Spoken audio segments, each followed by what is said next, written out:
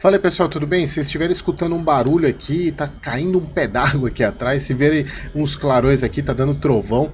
Mas é o seguinte, pessoal, vamos falar um pouco sobre a emissão do CAFOF, que é um fundo que eu faço acompanhamento aqui para vocês mensalmente, e ele soltou agora semana passada o prospecto de emissão, mas eu quis trazer também porque, diferentemente do prospecto do KNCR e do KNHY, que eles separaram em duas fases, primeiro para cotistas de uma maneira geral e para segundo para quem era correntista do Itaú, que é praxe dos fundos da Kinea, tirando o KNSC, os fundos, quando eles fazem emissão, eles só privilegiam correntistas do Itaú, a base do Itaú é muito grande, e até porque a Kinea é do Itaú, então eles fazem uma situação dentro de casa, né? E aí o KNSC veio, mudou isso, o KNR, se eu não me engano, também mudou com a Assembleia, agora eu não lembro de cabeça, e com o KNCR e o KNHY eu achei que a Kinea tinha se caído na real, né, e se adaptado aos novos tempos, mas pelo visto parece que não, o CAFOF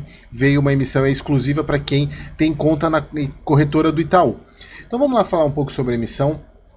É uma emissão de 194 milhões. Se a gente pegar o PL do fundo, até estou com ele aqui, ele é de 444 milhões, então a gente está falando de praticamente 50%, né, do tamanho da emissão, uma baita emissão. Preço da emissão, 97,79. Se eu não me engano, a data do patrimônio foi com base em dezembro de 23, e se a gente olhar no próprio Estados Invest, ele já está, que é referente ao último relatório, 98,01, então está um pouco abaixo do valor patrimonial. Então é o que eu falo, pessoal, esse tipo de emissão, inclusive, se eu não me engano, no secundário também ela caiu, dá pra gente ver aqui o valor, embora tá 102 ainda, mas ela chegou a dar uma queda aqui em janeiro, mas nada a ver com a emissão. Mas assim, o Itaú, esses fundos, eles contam muito com a base de clientes do Itaú, então a gente não pode ignorar isso. Então, continuando aqui, eu deixei anotado alguns pontos aqui para vocês. Vamos lá. Os pontos principais. É uma oferta, uma distribuição pública, embora seja pública apenas para os correntistas do Itaú, da corretora. A quarta emissão de cotas. Então a taxa 2,25% a ser paga pelos cotistas, então é uma taxa de distribuição, o que a gente pegar dá mais ou menos 2,10, se eu não me engano, a taxa. Lá embaixo na parte dos custos a gente consegue ver direitinho isso daqui, tá? Então se a gente pegar 97,79 vai dar mais ou menos 99,89 o preço da emissão, tá? Então 194 milhões. Pode pegar 25% de cotas, então ele iria para mais ou menos, se a gente for pegar 25% de 444, de 194, deixa eu ver aqui quanto que dá isso. 194 vezes 0,25 daria mais 40, quase 50 milhões, então ele iria, se a gente pegar aqui, ele ia para 250 milhões a emissão do CAFOF. Bom, continuando aqui. Vamos lá. Destinação dos recursos. Então, pessoal, aqui eles não comentam, basicamente, eles só falam sobre a questão da própria... Tem lá no estudo de viabilidade, que a gente vai descer um pouco, mas de fato eles não falam o que eles vão comprar. E por ser fundo de fundos, basicamente, ele vai comprar o que está no regulamento dele, a parte de outros fundos imobiliários, FDIC, ele pode comprar FDIC, pode comprar FIP. Então, em tese, assim, não está dizendo qual é o pipeline dele, né? Bom, descendo aqui a parte de fatores de risco, vamos descer mais aqui, fatores de risco já estão cansados de saber. Cronograma da oferta.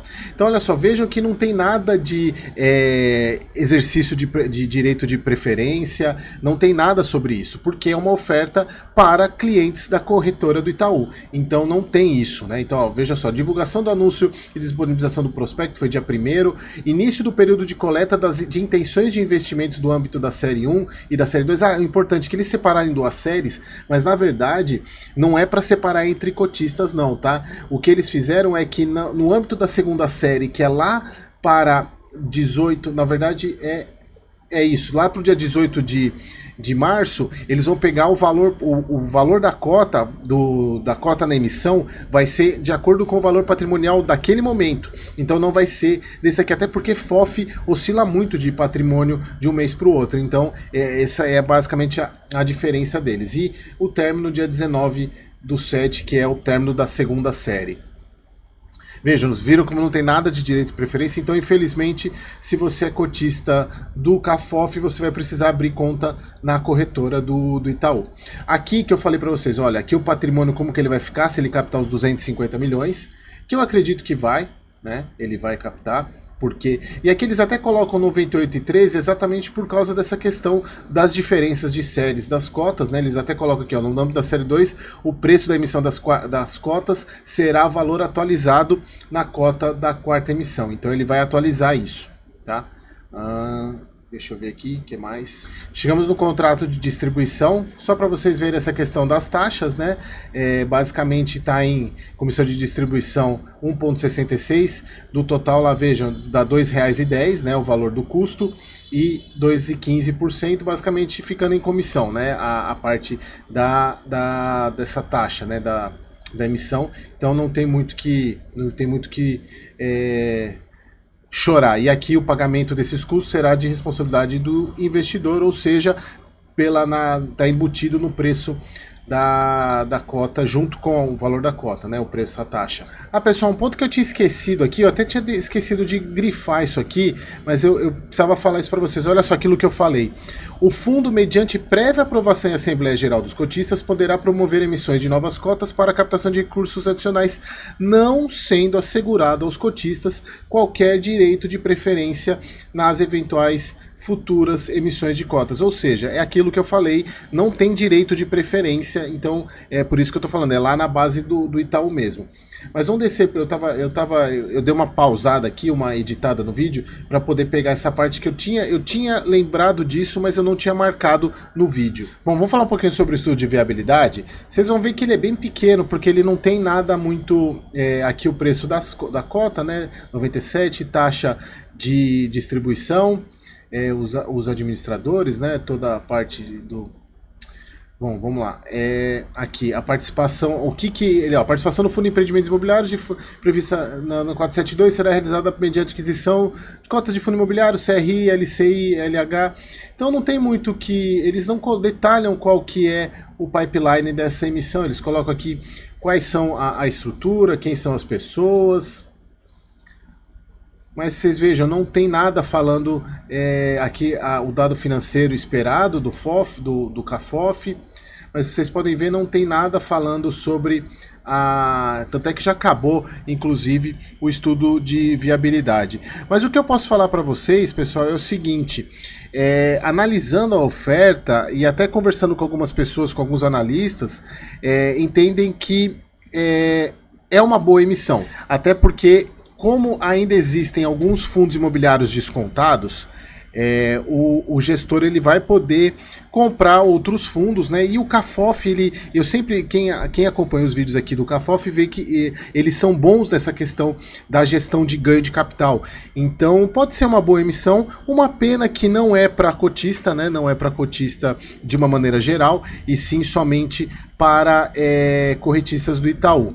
Até porque, então, só para ficar claro, se você é cotista do CAFOF e quiser participar, você precisa abrir uma conta na corretora do Itaú, que as ofertas públicas vão estar lá, e aí a partir do 9/2 você vai poder participar. Então, como eu mostrei para vocês, não tem fator de preferência, né? Não tem preferência, vai ser feito diretamente lá dentro da corretora do Itaú, tá bom? É uma pena que eu achei que a Kinea tinha evoluído, mas pelo visto não, e a gente continua acompanhando. Semana que vem, se eu não me engano, tem o relatório já de janeiro do CAFOF, tá bom? Espero vocês no próximo vídeo.